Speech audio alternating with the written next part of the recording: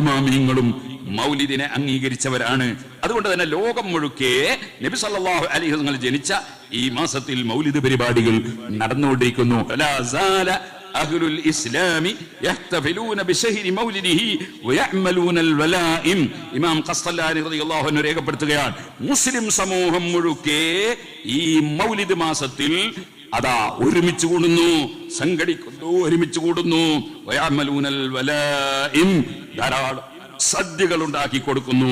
വയതസദ്ദഖൂന ഫീ ലയാലിഹി, മൗലിദ് മാസത്തിന്റെ രാത്രികളിൽ അവർ ധർമ്മം ചെയ്യുന്നു. ബി അൻവാഇ സദഖാത്ത്, പല വിധത്തിലുള്ള ധർമ്മങ്ങളും. വയുദ്ഹിറൂന സുറൂർ, അവർ സന്തോഷം പ്രകടിപ്പിക്കുന്നു. വയസീദൂന ഫിൽ മബറാത്ത്, നന്മകൾ വർദ്ധിപ്പിക്കുന്നു. വയതനൂന ബിഖിറാഅത്തി മൗലിദിഹിൽ കരീം, നബി തങ്ങളുടെ മൗലിദ് ഓതുന്നത് പ്രത്യേകം ശ്രദ്ധിച്ചവർ ചെയ്യുന്നു. വയദ്ഹറു അലൈഹിം മിൻ ബറകാതിഹി കുല്ലു ഫളിൻ അമീൻ, അതിന്റെ വകയിൽ വലിയ ബറക്കത്ത് ആ മൗലിദ് ഉണ്ടാടുന്നവർക്ക് അല്ലാഹു തആല നൽകുന്നു എന്ന് പറയുന്നു.